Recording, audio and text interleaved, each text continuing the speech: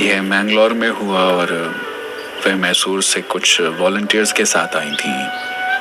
तो जब सुबह गेम्स के लिए गए तो कुछ नए लोग थे और वहाँ ये एक इंसान जो हर जगह मौजूद था, जो सदगुरु के साथ लंबी लंबी फ्रिस्बी फेंक रही थी, वो हर जगह गेंद के खेल में थी, जो सदगुरु को आउट करने के लिए अड़ी हुई थी।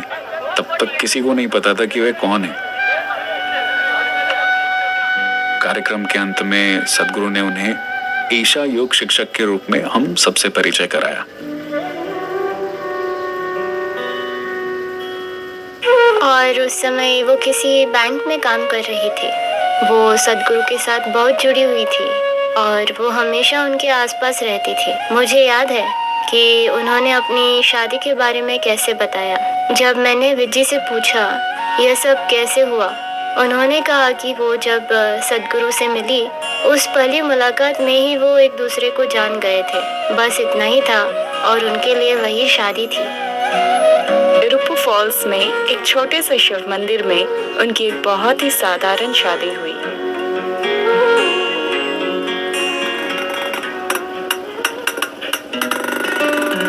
उस समय सदगुरु ऐसे थे कि वो एक खेत तैयार कर रहे थे और जो कुछ खेत में होता वो जानती थी या वहां पहुंच जाती जब भी उनको समय मिलता। सदगुरु आधा महीना अपने खेत में बिताते और बाकी के दिन वो हैदराबाद या मैंगलोर या कोयम्बटूर या तिरुपुर में क्लास लेते थे।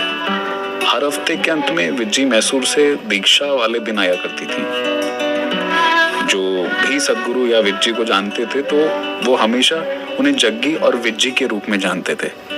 वे हमेशा हर जगह जो कुछ भी करते, हर चीज में साथ रहते थे।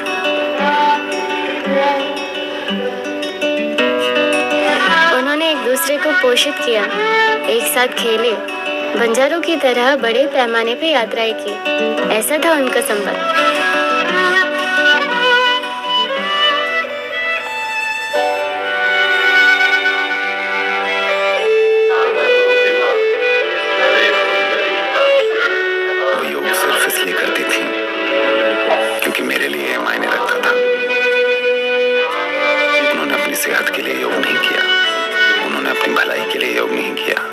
उन्होंने अपनी भलाई की परवाह ही नहीं की। उन्होंने योग सिर्फ इसलिए किया क्योंकि मेरे लिए मायने रखता था। मैं इसके बारे में बात करता हूँ इसलिए वो योग करती थी। कितनी बार उन्होंने लोगों से इसके बारे में खुलकर बात की कि वो कुछ ऐसा करना चाहती हैं जो मेरे लिए मायने रखता है। विजी मेरी पत्नी थी, पर ज्यादातर समय वो मेरी पत्नी के बजाय मेरे बच्चे की तरह रहती थी, क्योंकि वो ऐसी थी। लेकिन फिर भी हमारे बीच हमेशा एक बड़ा दिलचस्प और गहरा किस्म का रिश्ता था। हर समय मेरी छाया की तरह रहती थी। 12 साल हर वक्त हर समय जहाँ मैं था वो वहाँ थी। वो योग कार्यक्रम का आयोजन करती थी, वो घूमती रहती थी, दिन भर काम करती, वो सब कुछ करती थी।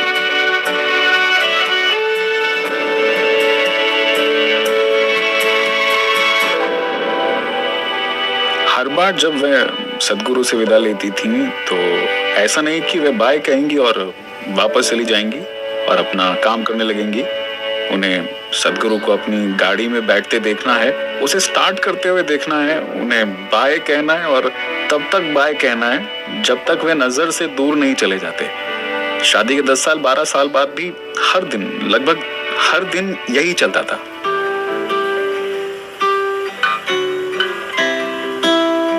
वे एक व्यक्ति के रूप में सदगुरु के प्रति बहुत ज्यादा समर्पित थीं। वो हरदम इस बात पर अडिग रही कि उन्हें आध्यात्मिकता से कोई लेना देना नहीं है। वे सिर्फ सदगुरु से एक व्यक्ति के तौर पर रुचि रखती थी, जो उनके पति भी थे और वे उनकी एकमात्र रुचि थे।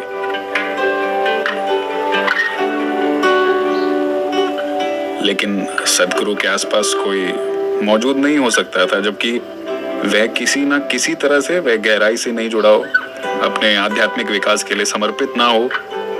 भले ही वो कहती थी कि वह आध्यात्मिक पथ पर नहीं है, ये उनके लिए नहीं है और ये सब। मुझे लगता है कि लगातार शुरुआत से ही, ना चाहते हुए भी, वह इस रास्ते पर बढ़ रही थी।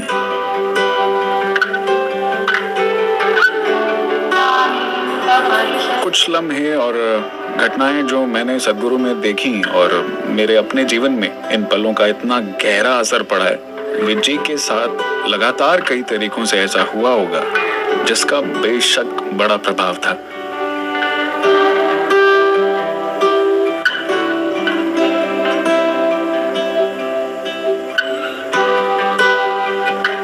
किसी भी चीज को लेकर किसी भी हद तक जा सकती थी। जो कुछ भी हो रहा था वह वहां थी। इसलिए नहीं कि सदगुरु वहां थे और उन्हें एक पत्नी के रूप में वहां रहना था या ऐसे किसी चीज की वजह से नहीं, वह इसलिए थी क्योंकि वह भी समान रूप से चाहती थी कि लोगों के साथ अच्छी चीजें हों और लोगों को सदगुरु से फायदा हो और इसे अपने जीवन में उतारें।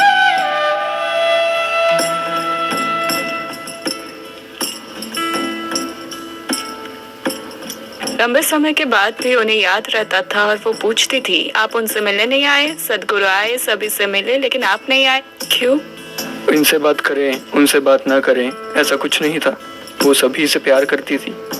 जैसे कि उनका दिल बहुत ही कोमल था। अगर किसी को कुछ कहना है, उन्हें कोई संकोच नहीं था एक चूड़ी दे देने और समस्या को हल करने में। वो बहुत ही मिलनसार और प्यारी महिला थी जिनसे मैं मिली थी।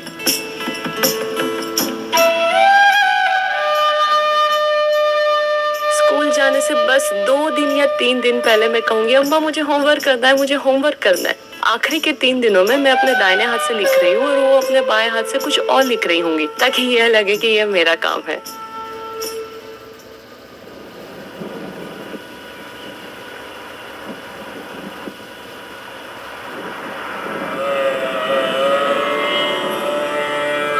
कई बार सदगुरु ने विजय को कई तरीकों से यह स्पष्ट किया है कि वे वास्तव में वे खुलकर नहीं बोलेंगे, लेकिन सदगुरु ने उन्हें बता रखा था कि उनके शिष्य, उनका कल्याण और उनके साथ जो किए जाने की जरूरत है वो सब विजय के प्रति जो उनके वादे हैं उससे कहीं अधिक महत्वपूर्ण है।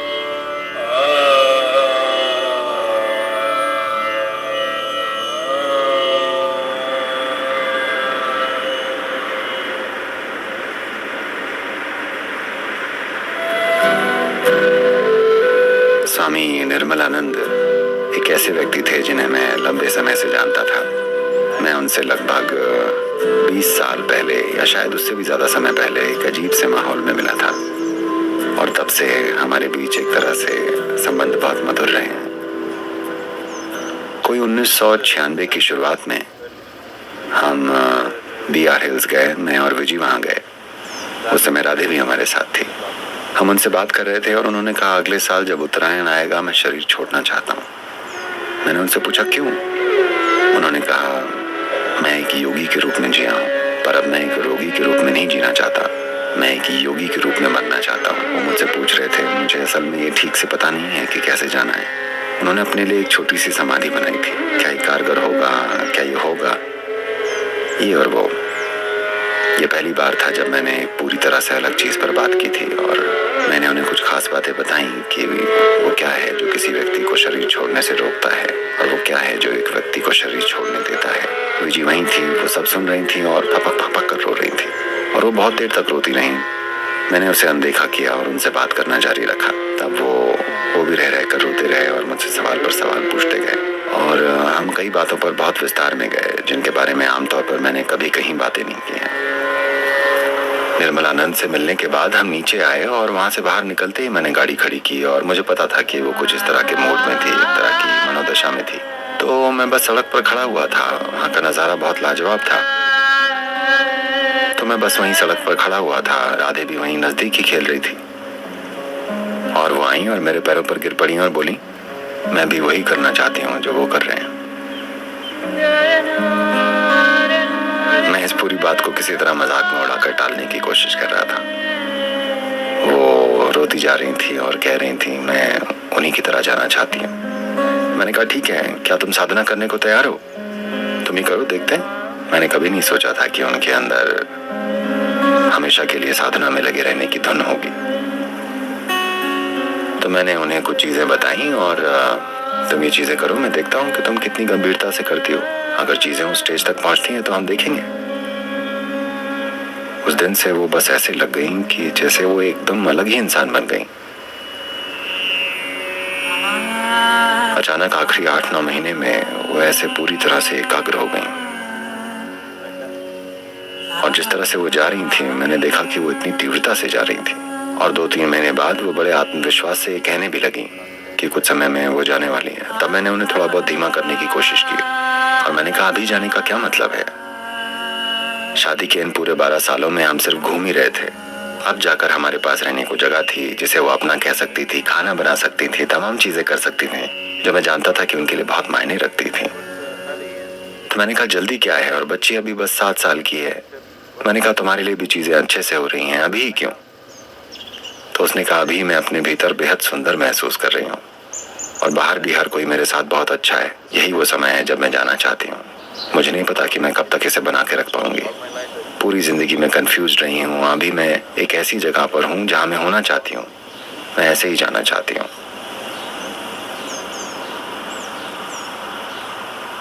इस तरह कई बार मैंने अपने तरीकों से उन्हें थोड़ा बहुत धीमा करने की कोशिश की।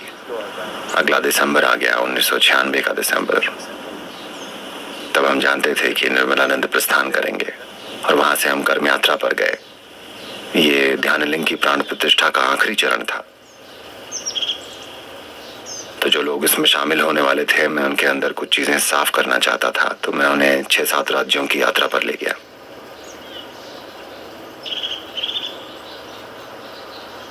I have nothing much to say. This 12 days trip is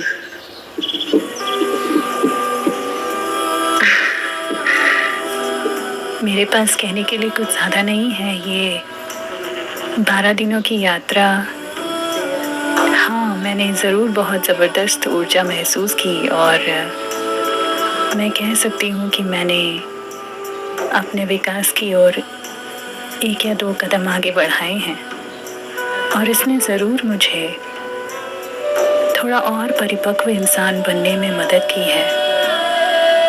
और मैं खुद को बहुत सौभाग्यशाली मानती हूँ। मैं एक ही आशा रखती हूँ कि मैं हर किसी के कुछ काम आ सकूँ।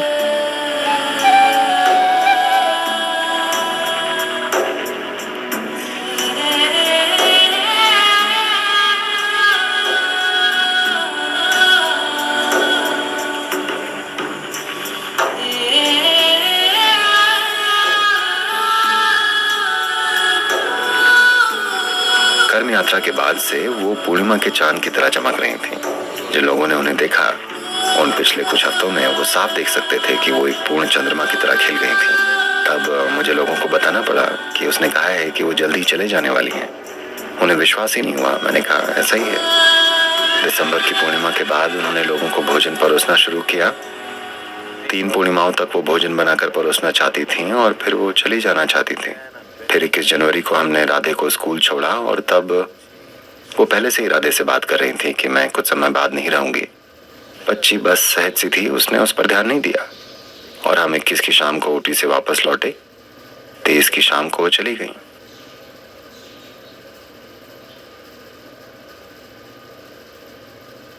सुबह लगभग 8 बजे सदगुरु ने मुझे बुलाया और मुझे विजी के साथ रहने के लिए कहा, क्योंकि वो एक खास साधना कर रही थी और उस पूरे दिन मैं ध्यान करते हुए और दूसरी गतिविधियां करते हुए उनके साथ थी।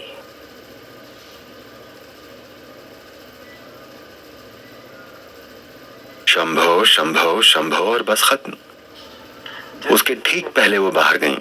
लगभग 6:11, 6:12 का समय था। लगभग 6 बजे वो बाहर गईं। उन्हें गुलाब का फूल चाहिए था, तो उन्होंने ब्रह्मचारियों में से एक से गुलाब का फूल लाने को कहा। वो दौड़कर वानप्रस्थ आश्रम गए और लेकर आए। उन्होंने गुलाब का फूल अपने हाथ में पकड़ा। शंभो शंभो शंभो और बस 7-8 मिनट में खत्म। शंभो शंभो शंभो शंभो शंभो शंभो शंभो शंभो। 3 दिन के बाद ही जब मैं ध्यान में बैठी थी मुझे एकदम से एहसास हुआ कि उन्हें पता था कि ये होने वाला है। उनकी महासमाधि मेरे लिए एक वादे की तरह है। अगर आप वाकई वही चाहते हैं तो ये एक संभावना है। अगर आप किसी चीज को चरम लक्ष्य मानकर बेहद तीव्रता से ढूंढ रहे हैं तो आप उसे प्राप्त कर सकते हैं।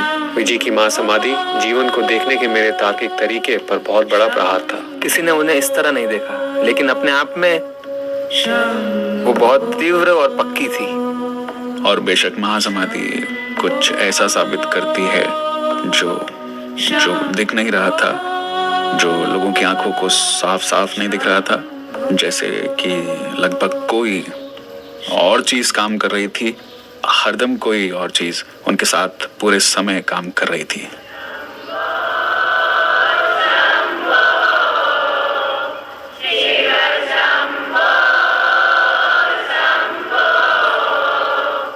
योग परंपरा में इसे एक बहुत पवित्र दिन माना जाता है, क्योंकि कई जीव या तो अपने इरादे से या बस इसमें खींचे चले जाने से उन्होंने या तो ये दिन चुना या इस दिन अपने भौतिक शरीर को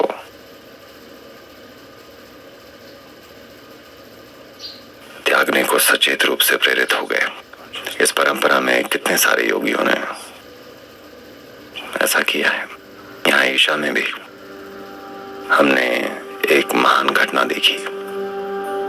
Parviji, who had neither any sadhana behind her, nor did she have any great knowledge. विजी जिनके पीछे न तो कोई साधना थी और न ही उन्हें कोई महान ज्ञान था, अपनी भावना की सरलता और जो वो चाहती थी उसको लेकर अपनी लगन की तीव्रता से उन्होंने इसे किया। ये बड़ी सहजता से हुआ। The effortlessness which even accomplished yogis would go through a little bit of. पहुंचे हुए योगी भी ऐसी चीजें करने में थोड़े बहुत संघर्ष से गुजरेंगे। ये बहुत सहज रूप से हो गया। इसे प्राप्त करने के कई तरीके हैं। विशुद्ध ऊर्जा के जरिए या जागरूकता से या बिल्कुल निस्वार्थ भाव से या भक्ति से।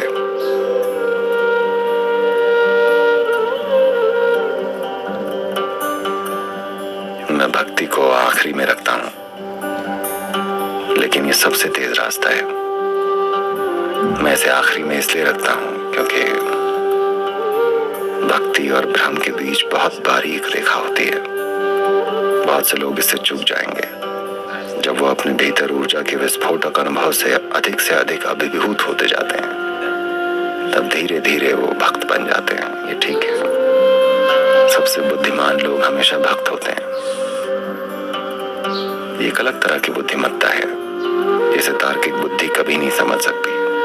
वो जीवन को एक अलग तरीके से समझते हैं। विजी के अंदर भक्ति और भ्रम का उफान चलता रहता था।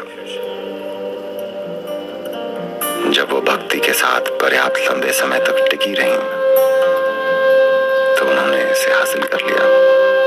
यही तरीका रहा है और उनका भी वही तरीका रहा।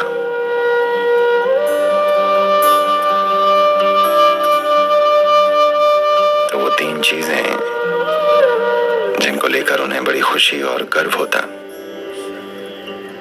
वो थी वो शानदार तरीका जिससे ध्यान लिंग की प्राण प्रतिष्ठा हुई। उस समय उनकी गैर मौजूदगी के बावजूद हुआ। और बेशक हर दूसरी चीज जो ईशा के साथ हो रही है, और आखिरी लेकिन उनके लिए ये एक बड़ी चीज होती कि उनकी बेटी एक युवा स्त्री बन गई है।